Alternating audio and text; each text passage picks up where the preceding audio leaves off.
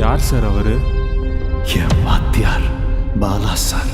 வாத்தி படம் ரிலீஸ் ஆகி 14 நாள் ஆச்சு. 2 வாரம் கடந்து போய்கிட்டு இருக்கு. இந்த படத்தோட தமிழ்நாடு கலெக்ஷன், ஆந்திரா தெலுங்கானா கலெக்ஷன் எவ்வளோ அப்படிங்கிறத பார்ப்போம். வேர்ல்டு வைடு இந்த படம் 100 கோடி வசூலை தொட்டிச்சா இல்லையா அப்படிங்கிறத இந்த வீடியோவில் டிஸ்கஸ் பண்ணுவோம். இது இல்லாமல் சிங்கிள் சங்கரும் ஸ்மார்ட் ஃபோன் சிம்பரனும் அந்த படத்தோட வசூலையும், அப்புறம் பகாசூரன், டாடா இந்த படங்களோட வசூலையும் பார்ப்போம்.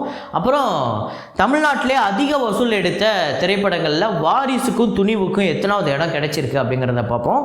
அப்புறம் ஜெயம் ரவி அவர்களோட நடிப்பில் வந்த ஒரு மிகப்பெரிய சூப்பர் டூப்பர் ஹிட்டு தனி ஒருவன் படத்தோட வசூல் எவ்வளோ அப்படிங்கிறது இந்த வீடியோவில் பார்ப்போம். ஸோ வீடியோக்குள்ளே போகிறதுக்கு முன்னாடி நம்ம சேனலை நீங்கள் சப்ஸ்கிரைப் பண்ணல அப்படின்னா பண்ணிவிடுங்க. பக்கத்தில் இருக்க பெல் ஐக்கனும் அப்படியே ப்ரெஸ் பண்ணிவிடுங்க. வாங்க வீடியோக்குள்ளே போகலாம். மரியாதையாக வெளியில் வந்துரு.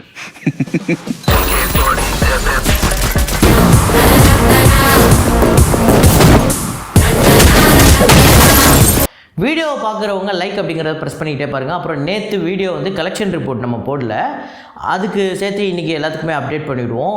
நேற்று வந்து என்ன வீடியோ போட்டிருந்தோன்னா 1000 கோடி வந்து முதல் தமிழ் சினிமாவில் 1000 கோடி அப்படிங்கிறது எந்த படம் எடுக்க போகுது அப்படிங்கிறத டிஸ்கஸ் பண்ணியிருந்தோம். அந்த வீடியோவோட லிங்க்கை வந்து கீழே டிஸ்கிரிப்ஷனில் கொடுக்குறேன், செக் பண்ணிக்கோங்க.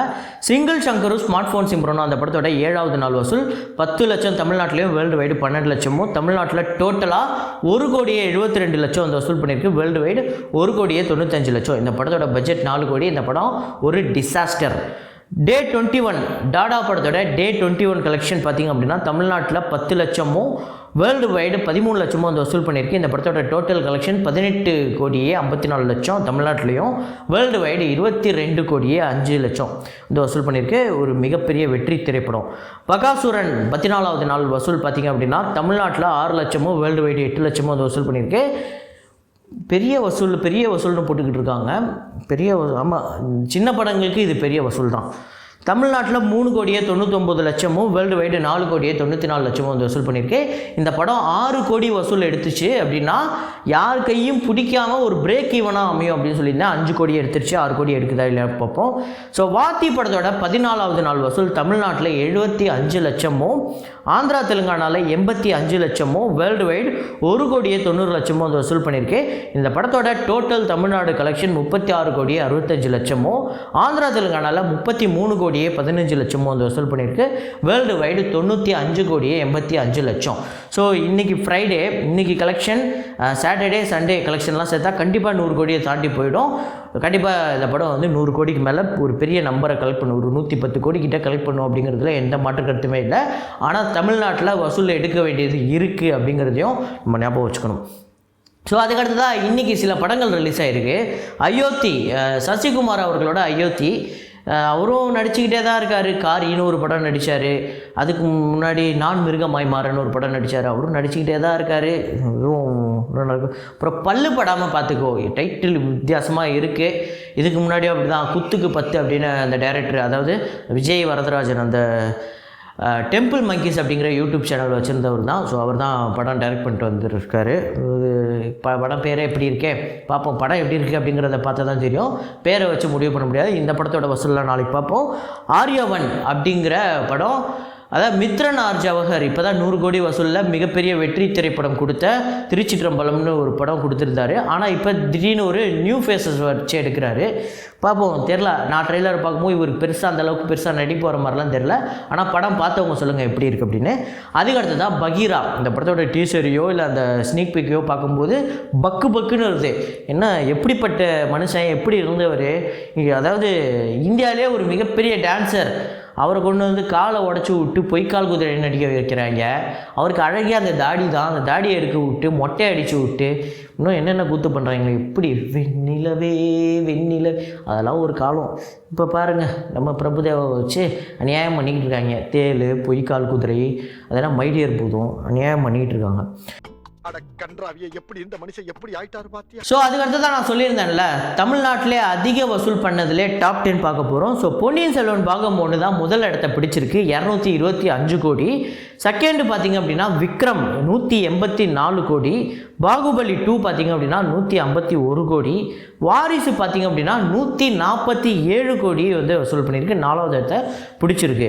ஸோ பிகில் பார்த்திங்க அப்படின்னா 144 கோடி, அது வந்து 5வது இடத்த பிடிச்சிருக்கு. மாஸ்டர் 142 கோடி, சர்க்கார் பார்த்திங்க அப்படின்னா 128 கோடி, விஸ்வாசம் 127 கோடி, மெர்சல் 126 கோடி, துணிவு இந்த லிஸ்ட்டில் 124 கோடி எடுத்து 10வது இடத்தை பிடிச்சிருக்கு. ஸோ அடுத்தடுத்த வர படங்களில் இனிமேல் தல அஜித் அவர்களோட படம் மேலே வந்துடும்.